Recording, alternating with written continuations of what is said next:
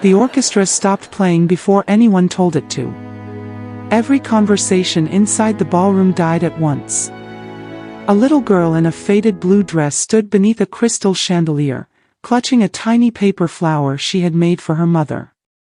She looked around with wide eyes, smiling at the lights above her as if she had wandered into a fairy tale. Then a woman's icy voice sliced through the silence. "Who let her in here?" The question echoed louder than the music ever had. Nathan Sterling turned just in time to see his fiancée, Vivien Laurent, staring down at the child with a smile that never reached her eyes. The guests expected warmth. Instead, they watched something else entirely. "You shouldn't be here," Vivien said softly. "This celebration isn't for children who belong downstairs." The little girl's smile disappeared. Nathan didn't move. Not yet. And before the night was over, one sentence from that child would destroy a wedding worth millions. Lily Santos had never seen a ballroom before. She wasn't searching for attention. She wasn't trying to interrupt anyone's celebration. She had only been looking for her mother after getting separated near the service hallway. The towering doors had been left slightly open, and curiosity had quietly led her inside. The chandeliers reminded her of upside-down castles made of glass. The flowers smelled sweeter than anything she'd ever known. The enormous cake looked too beautiful to eat. She whispered to herself, "Mom's never going to believe this." She never noticed hundreds of eyes turning toward her. Across the room, Maria Santos was carrying a silver tray when she looked up and froze. "Lily." The tray almost slipped from her hands. "No." She rushed through the crowd as quickly as she could without knocking into guests, panic filling every step. Nathan noticed her expression before he even noticed the child. He had seen Maria solve impossible problems over 16 years without losing her composure. Tonight, for the first time, she looked terrified. Vivien stepped closer to Lily before Maria could reach her. She crouched gracefully, smiling as cameras from a lifestyle magazine drifted nearby. For a split second, Nathan believed she was about to comfort the frightened girl. Instead, Vivien gently brushed invisible dust from Lily's shoulder and whispered loudly enough for the surrounding guests to hear. "Sweetheart, expensive places can be confusing. Employees and their families use the back entrance." A few people chuckled. Others looked down at their glasses. Nobody spoke. Lily blinked. I wasn't trying to do anything bad." Her tiny voice barely carried across the room. "I just wanted to find my mommy." Maria finally reached her daughter and immediately knelt beside her. "I'm so sorry, Miss Laurent. I'm terribly sorry. She got lost. I'll take her out immediately." Maria's hands trembled as she held Lily close. Nathan watched something he never thought he'd see. Maria wasn't embarrassed because Lily had done something wrong. She was frightened because she believed one innocent mistake might cost her the job that had supported them for years. Nathan felt something tighten inside his chest. Vivien stood and smiled politely toward the guests. "I'm sure everyone understands accidents happen." Her words sounded kind. Her tone wasn't. Then she added quietly, "We simply have to maintain standards." Nathan's eyes shifted toward Lily. The little girl looked at her shoes. They were clean. Old, but clean. She slowly hid them beneath her dress anyway. Nathan couldn't stop staring. Because he remembered doing exactly the same thing when he was 8 years old. His own shoes had been secondhand. He had hidden them beneath a church pew after another boy laughed at them. It was a memory he hadn't visited in decades. Until now. "Lily." Nathan's voice surprised everyone. The room turned toward him. The billionaire walked across polished marble until he stood directly in front of the child. Maria immediately lowered her head. "Sir, please forgive." Nathan interrupted gently. "Did you make that flower?" Lily looked confused. Then nodded. "Yes. For your mother." Another nod. "I wanted her to have something pretty because she's always making pretty things for everyone else." Nathan smiled. "May I see it?" She handed him the tiny paper flower. It wasn't perfect. One petal had been folded backward. The stem leaned sideways. Nathan studied it as though it were priceless. "It's beautiful." Vivien laughed softly. "It's construction paper." Nathan looked at her. "No." He held the flower carefully. "It's love." Nobody said another word. An uncomfortable silence spread through the ballroom. Nathan handed the flower back to Lily. "Would you help me with something?" She looked up. "What?" "I think this room needs someone brave enough to tell me which dessert looks best." Several guests exchanged confused glances. Lily pointed immediately. "The chocolate one." Nathan grinned. "I had the same thought." He motioned toward one of the chefs. "Could someone bring our youngest guest a slice?" Vivien's smile vanished. "Nathan." He ignored her. The chef returned moments later with a small plate. Lily hesitated. She looked toward Maria. "Mom?" Maria whispered through tears. "It's okay." Lily took one careful bite. Her eyes widened. "This tastes like birthdays." A few guests smiled despite themselves. Nathan noticed. So did Vivien. But unlike Nathan, she wasn't touched. She was annoyed. The orchestra resumed. People slowly returned to their conversations. The moment appeared finished. It wasn't. Because Nathan couldn't stop watching Vivien. For the first time since proposing. He wasn't looking at the woman he planned to marry. He was looking at a stranger. Later that evening, as fireworks exploded above the estate, Nathan stood alone on a balcony overlooking the ocean. Eleanor Brooks quietly approached with 2 glasses of sparkling water. "You've been out here 20 minutes. "I know. You've barely spoken since dinner." Nathan kept staring into the darkness.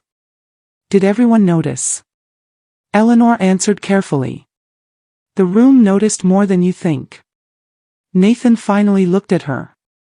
"Has Vivien always spoken to people like that?" Eleanor didn't answer immediately. Instead she asked. "Do you want the comforting answer?" Nathan frowned. "No. I want the truth." Eleanor sighed. "I think tonight was simply the first time she forgot you were watching." Nathan felt the words settle like stones. Inside the ballroom, laughter continued. Champagne glasses clinked. The engagement party carried on. Yet Nathan suddenly felt farther away from everyone than he ever had in his life. Across the estate, Maria tucked Lily into a small bed inside the staff quarters. "I'm sorry, Mommy." Maria stroked her daughter's hair. "You did nothing wrong." "Then why was that lady angry?" Maria searched desperately for words. Sometimes adults forget what's important. Lily looked toward the window. "I liked Mr. Nathan." Maria smiled faintly. "So do I." He looked sad. Maria paused. "Why do you think that?" "Because when he smiled at me." Lily whispered. "His eyes didn't smile." Meanwhile, Nathan walked back inside searching for Vivien. He found her laughing with 3 socialites near the grand staircase. She didn't notice him standing behind a marble column. One of the women asked, "Who was that little girl?" Vivien rolled her eyes. The housekeeper's daughter. Another woman laughed. And Nathan actually gave her dessert. Vivien smirked before replying. He has a weakness for rescue missions. It's charming, most of the time. And the rest of the time? Vivien lifted her champagne glass. The rest of the time, someone has to remind him that kindness is wonderful, until people start forgetting their place. Nathan's hand slowly tightened around his glass.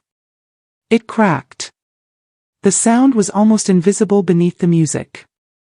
But the cut across his palm was real. And for the first time since asking Vivien to marry him, he wondered if the biggest mistake of his life had nothing to do with business. It had everything to do with love. If you believe one small moment can reveal a person's true character, subscribe now and share your thoughts in the comments, because Nathan was about to uncover truths far darker than anyone at that party could imagine. The next morning, before sunrise, a sealed envelope landed on Nathan's desk. There was no signature. Only 6 handwritten words. Ask the staff what they know. He stared at the message for a long moment. Then he pressed the intercom.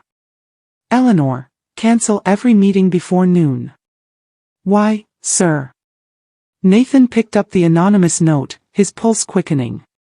Because I think I've been blind. And somewhere else in the mansion, Vivien was already making a phone call she prayed Nathan would never find out about.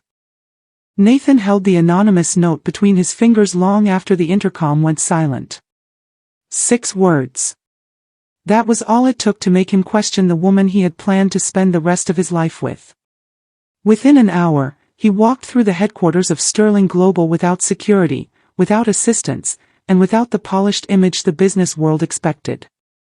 Employees looked up in surprise as he stopped to greet them one by one. Good morning, Mr. Sterling. Morning, Daniel. How's your son's recovery? Daniel blinked. He's doing much better, sir. Nathan smiled, but his mind wasn't there. He was watching faces. Listening. Waiting. Finally, he stepped into the staff dining room. Conversations stopped. He looked around before saying quietly, I need everyone to be honest with me. No one spoke. I'm not here as your employer, he continued. I'm here as a man who needs the truth. Silence stretched across the room. Then an elderly janitor named Harold slowly stood. You really want the truth, sir? I do. Harold looked around nervously. Miss Laurent treats people differently when you're not around. Nathan felt his stomach tighten. What do you mean? Harold hesitated. She once told security not to let me use the main elevator because I didn't match the atmosphere. Nathan stared at him. You never reported it. Harold smiled sadly. You're a busy man. I figured you had bigger problems. Another employee raised her hand. Then another. Stories began pouring out. A receptionist admitted Vivien had mocked her accent. A waiter confessed she'd sent back perfectly good meals simply because she wanted the chef reminded who was paying. One chauffeur quietly revealed that Vivien refused to learn the names of drivers because, in her words, they don't stay important long enough. Every story sounded small on its own. Together, they formed a picture Nathan could no longer ignore. Eleanor quietly entered the room halfway through the conversation. She didn't interrupt. She simply placed a thin folder beside Nathan. I thought you might ask for this eventually. Nathan opened it. Inside were written complaints. None had been official. None had reached his desk. Everyone had quietly disappeared after being settled by middle managers trying to avoid conflict before the wedding. Nathan looked up slowly. How many? Eleanor answered honestly. Enough that I stopped believing they were coincidences. Nathan closed the folder. I should have seen it. You wanted to. No. He shook his head. I wanted to believe love could hide what character kept revealing. That afternoon, Nathan drove alone to the estate instead of using his chauffeur. For the first time in years, he entered through the service entrance. Maria almost dropped a basket of laundry when she saw him. "Mr. Sterling. I came to apologize." Maria immediately shook her head. "You don't owe me anything." "I owe you more than you know." She looked genuinely confused. Nathan glanced toward the kitchen. "Is Lily home?" Maria smiled. "She's outside drawing with sidewalk chalk." Nathan stepped into the garden. Lily was kneeling on the stone path, carefully coloring a giant sun with yellow chalk. She looked up. "Hi, Mr. Nathan." He smiled despite everything weighing on him. "That's a beautiful picture. It's our house." Nathan looked closer.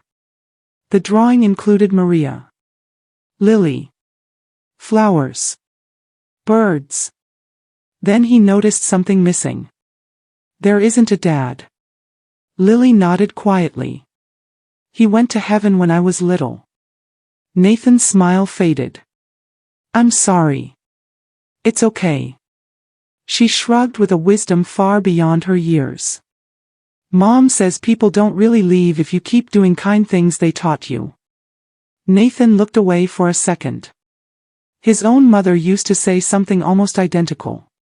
Lily reached into a small box beside her. "I made something." She handed him another paper flower. "This one had brighter colors. It's better than the first one." Nathan laughed softly. "I thought the first one was perfect. I practiced." He accepted it carefully.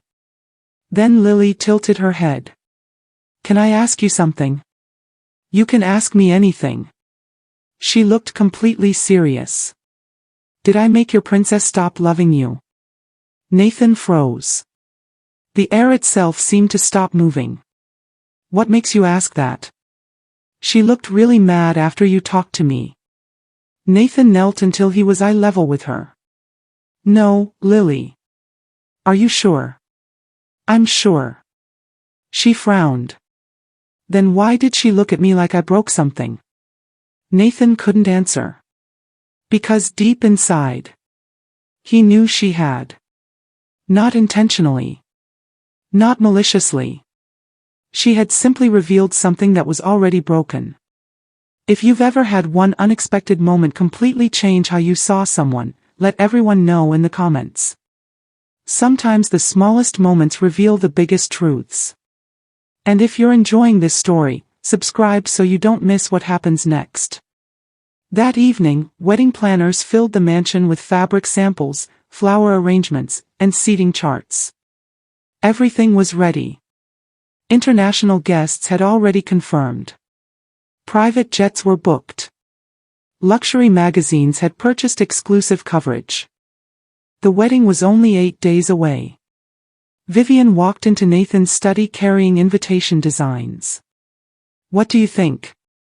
Nathan barely looked. "They're beautiful." She smiled. "I knew you'd love them." He remained silent. Vivien noticed. "What's wrong?" Nathan slowly closed the folder Eleanor had given him. "I've been thinking." "Dangerous habit." She laughed. He didn't. The smile disappeared from her face. "What happened?" Nathan looked directly into her eyes. "What do you think of Harold?" She blinked. "Our janitor." "Yes." "I don't. He says you wouldn't let him use the main elevator." Vivien rolled her eyes. "Oh, Nathan. So it's true." "It wasn't personal." "What was it?" She sighed impatiently. "It's about presentation." Nathan leaned forward. "Presentation? The building represents your brand. And Harold doesn't." Vivien folded her arms. "You know exactly what I mean." "No." He spoke quietly. "I don't." She walked toward the window. People expect a certain image when they enter places like ours. Nathan's voice became colder. So image matters more than dignity. She turned sharply. I never said that. You didn't have to. Vivien crossed the room. Nathan, why are we even discussing employees a week before our wedding? Because character doesn't take holidays. She stared at him. I've worked my whole life to belong in rooms like this. Nathan answered calmly. So did I. We can't let emotions cloud judgment. And we can't let status erase humanity. For several seconds neither of them spoke. Finally Vivien whispered something Nathan never expected to hear. You've changed. Nathan nodded slowly. No. I finally started paying attention. Vivien picked up her engagement ring box from the desk. You wouldn't throw away everything we've built over misunderstandings. Nathan looked at the ring. Then at the paper flower Lily had made. One reflected light. The other reflected love. At that moment, the choice seemed far less complicated than it should have been. Before Nathan could speak, Eleanor hurried into the room without knocking. She looked more shaken than Nathan had ever seen her. Sir. What is it? You need to see this immediately. She handed him a tablet. The screen showed security footage from the previous afternoon. Nathan pressed play. His heartbeat slowed. Then nearly stopped. The video revealed Vivien standing in the estate courtyard. Speaking to someone Nathan recognized instantly. And what happened over the next 30 seconds would make calling off the wedding seem like the smallest decision he had left to make. Nathan watched the security footage again. Then once more. He hoped he had misunderstood. He hoped there was some explanation. There wasn't. On the screen, Vivien stood near the estate courtyard speaking with a private event coordinator. Her voice was clear. Cold. If the little girl appears during the wedding ceremony, make sure someone removes her before the guests notice. Nathan felt the room become painfully quiet. The coordinator hesitated. Miss Laurent, she is Mr. Sterling's employee's daughter. Vivien smiled. Exactly. Which is why it needs to be handled carefully. Nathan's hand tightened around the tablet. But the worst part wasn't the order. It was what she said next. People remember images, not intentions. I refuse to have my wedding remembered for the wrong reasons. Eleanor looked at Nathan. She didn't need to ask what he was thinking. He already knew. This was never about one rude comment. One comment could be a mistake. One moment of bad judgment. But this was a decision. A choice. A reflection of who Vivien truly was when nobody important was watching. Nathan slowly placed the tablet on the desk. How long have you known? Eleanor looked down. About the recording? No. He looked toward the window. About her. Eleanor was silent. Then she answered softly. Long enough to worry. Nathan closed his eyes. For years, he had built companies by studying numbers. Markets. Patterns. Risks. He could predict a financial crash months before others noticed. But he had failed to recognize the person standing beside him. The next morning, the announcement shocked the world. The wedding of Nathan Sterling and Vivien Laurent was cancelled. No explanation was given. No accusations were made. No dramatic interviews. Just one short statement. The engagement has ended. Both parties wish each other peace and success. The media exploded. Some claimed there was betrayal. Others claimed Nathan had changed his mind because of business pressure. Millions speculated. But only a few people knew the truth. And one of those people was Maria Santos. Nathan invited her to his office 3 days after the announcement. She arrived nervous. More nervous than she had ever been. Mr. Sterling. Nathan stood immediately. Maria. She looked around.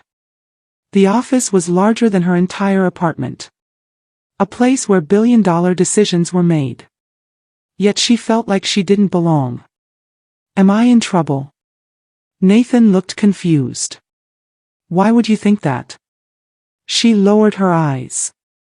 People like me usually don't get called into offices like this unless something is wrong. The sentence hurt him more than he expected. Maria, sit down. She slowly sat. Nathan placed a folder in front of her. She didn't open it. What is this? Something you deserve. Her hands trembled slightly as she opened it. Inside were documents. A trust agreement. Education funding. Housing support. Healthcare coverage. A financial plan that would secure Lily's future. Maria stared at the papers. Then looked back at Nathan. I don't understand. Nathan sat across from her. For 16 years, you protected my home. He paused. You cared for my employees. You cared for my family. You treated everyone with respect, including people who couldn't do anything for you. Maria shook her head. I was just doing my job. No. Nathan smiled sadly. That's what makes people like you rare. You never saw kindness as something special. You saw it as normal. Tears filled her eyes. I can't accept this. You can. Why? Nathan looked toward the window. Because someone once helped my mother when she had nothing. That small act changed my entire life. He looked back at her. I spent years building wealth. I almost forgot wealth means nothing if it doesn't improve someone else's life. Maria covered her mouth. She couldn't speak. Nathan continued. This isn't charity. He pointed to the documents. This is recognition. When Maria finally left the office, she carried the folder against her chest like it was something fragile. But Nathan wasn't finished.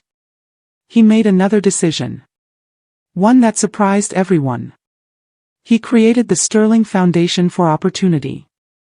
Its first project was a community education center in the neighborhood where he grew up. The announcement confused many people. Why would a billionaire spend millions helping ordinary families? Nathan's answer was simple. Because someone helped me when I had nothing. Years passed. And the little girl who once stood beneath the chandelier feeling like she didn't belong became someone nobody could ignore. Lily Santos grew up surrounded by opportunity. But Nathan made sure she never grew up believing she was better than anyone else. Every year on her birthday, she visited the foundation. Not because she had to. Because she wanted to. She remembered the little girl who once hid her shoes beneath her dress. She remembered wondering if expensive rooms had rules about who was allowed to smile. And she promised herself nobody around her would ever feel that way. 10 years after the night that changed everything, Nathan stood inside a university auditorium. He wasn't surrounded by celebrities. He wasn't surrounded by executives. He was surrounded by students. Parents. Teachers. People whose lives had been changed by the foundation. On stage stood Lily. No longer the little girl in the blue dress. She was 20 years old. Confident. Brilliant. And graduating at the top of her class in architecture. Nathan watched proudly as she accepted her award. After the ceremony, she found him outside. Mr. Nathan. He smiled. Congratulations. She laughed. You still call me Lily like I'm 7. Because sometimes I still remember that little girl with the paper flower. She smiled. I remember too. She reached into her bag. I brought you something. Nathan raised an eyebrow. Another paper flower. She laughed. No. She handed him a small container. Inside was a single homemade cookie.